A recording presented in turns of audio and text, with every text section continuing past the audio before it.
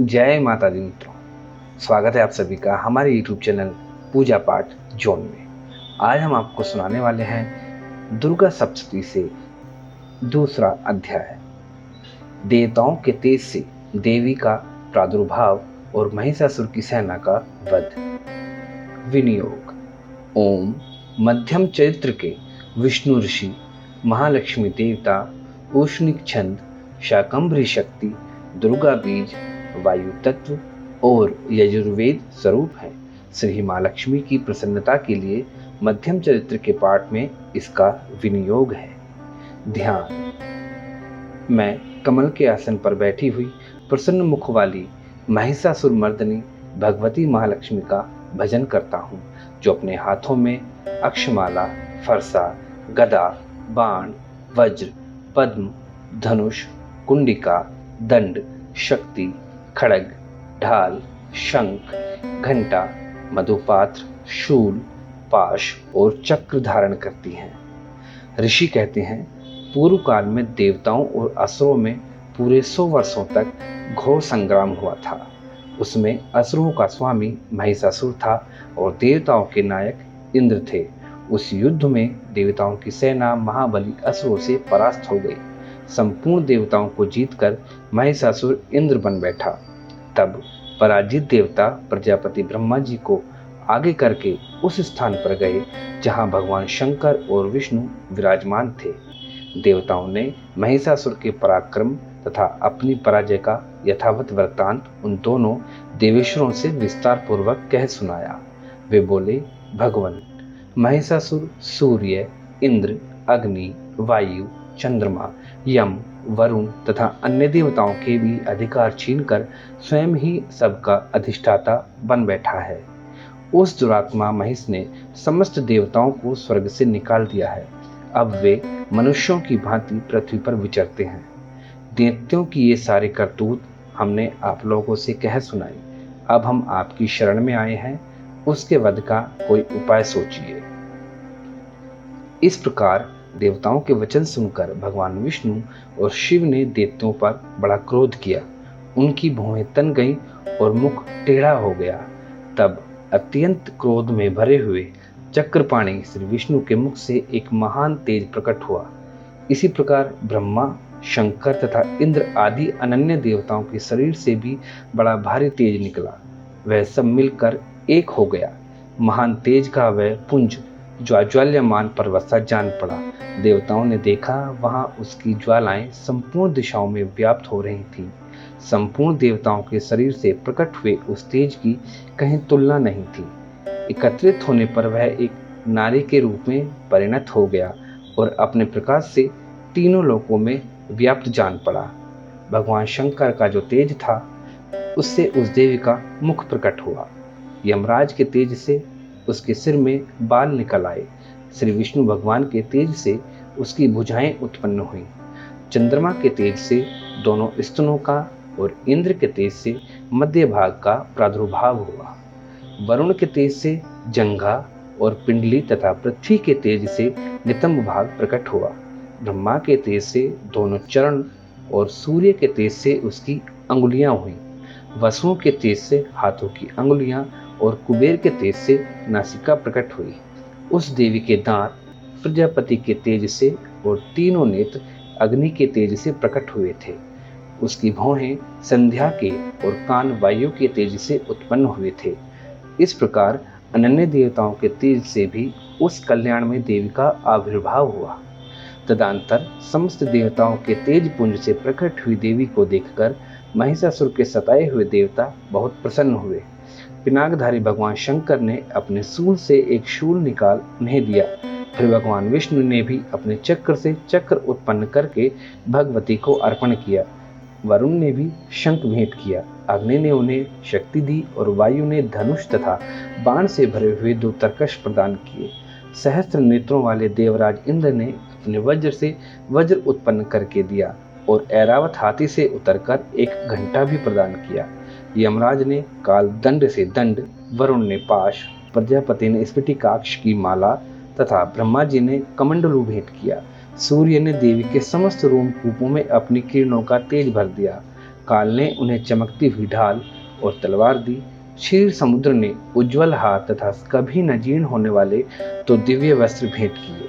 साथ ही उन्होंने दिव्य चूड़ामणि तो कुंडल, कड़े, उज्ज्वल अर्धचंद्र, सब बाहुओं के लिए केयूर, दोनों चरणों के लिए नुपुर, गले के सुंदर हंसली और सब अंगुलियों में पहनने के लिए रत्नों से बनी अंगूठी भी दी। विश्वकर्मा ने उन्हें अत्यंत निर्मल फरसा भेंट किया। साथ ही अनेक प्रकार के अस्त्र और अभेद्य कवच दिए। इनके सिवा मस्तक और वक्षस्थल पर धारण करने के लिए कभी न उमलाने वाले कमलों की मालाएं दी। जलधि ने उन्हें सुंदर कमल का फूल भेंट किया।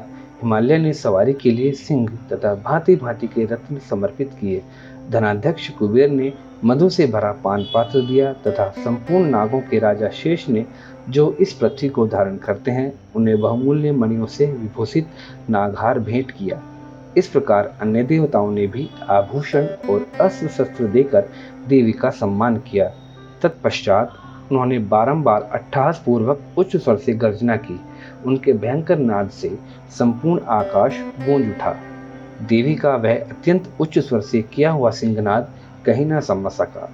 आकाश उसके सामने लघु प्रतीत होने लगा।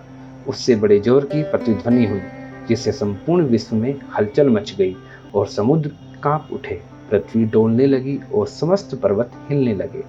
उस समय देवताओं ने अत्यंत प्रसन्नता के साथ सिंहवाहिनी भवानी से कहा, देवी तुम्हारी जय हो। संपूर्ण त्रिलोकी को शोकग्रस्त देख दैत्यगण अपनी समस्त सेना को कवच आदि से सुसज्जित कर हाथों में हथियार ले सहसा उठकर खड़े हो गए।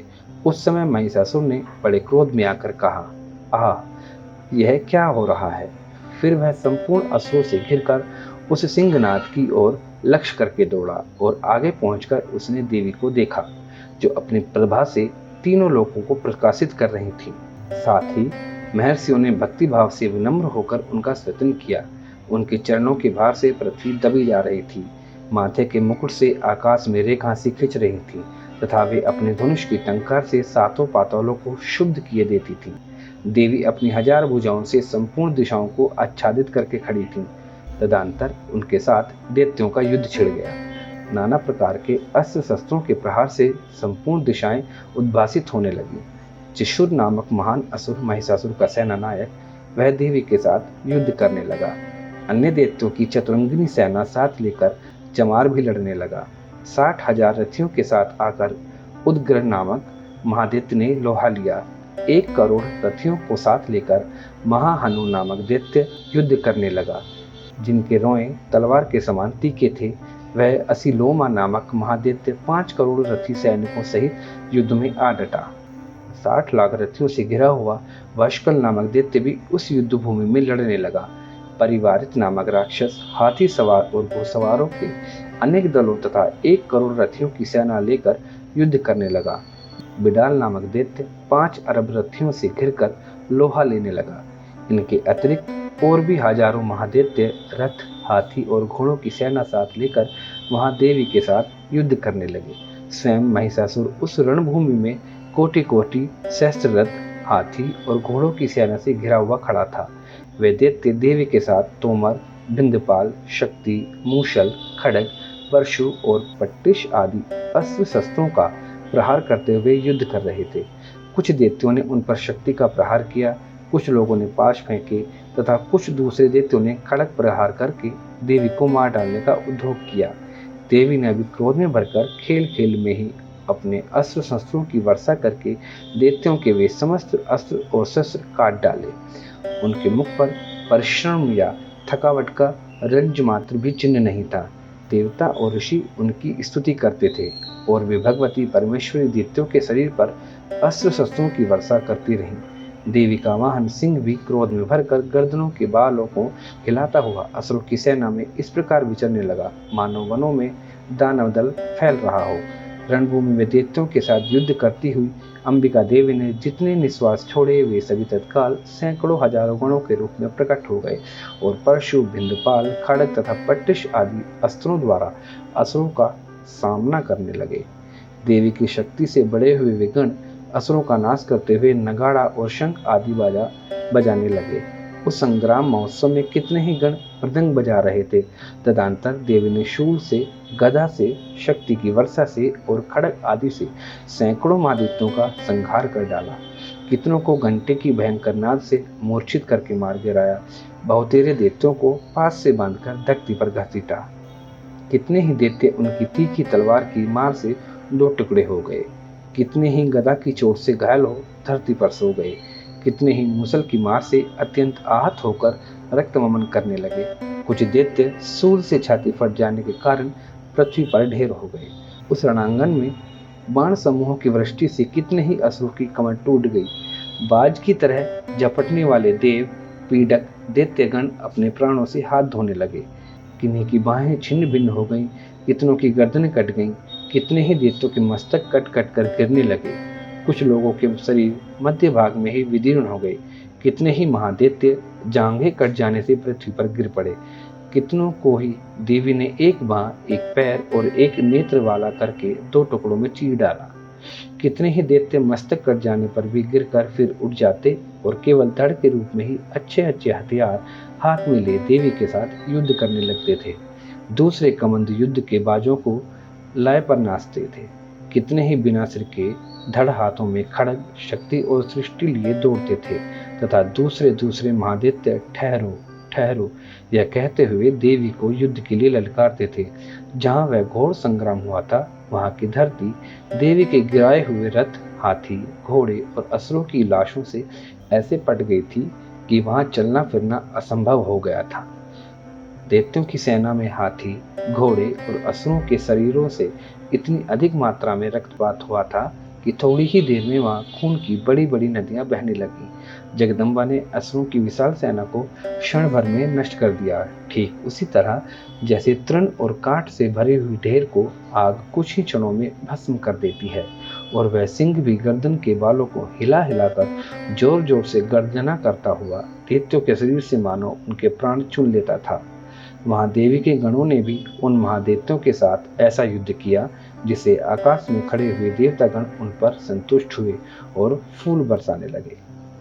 इस प्रकार श्री मार्कंडेय पुराण में सर्वमाणिक मनवंतर की कथा के अंतर्गत देवी महात्म्य में महिषासुर की सेना का वध दूसरा अध्याय पूरा हुआ। आशा करते हैं आपको दुर्गा सप्तशती के दूसरा अध्याय महिषासुर की सेना का वध आपको अच्छा लगा होगा।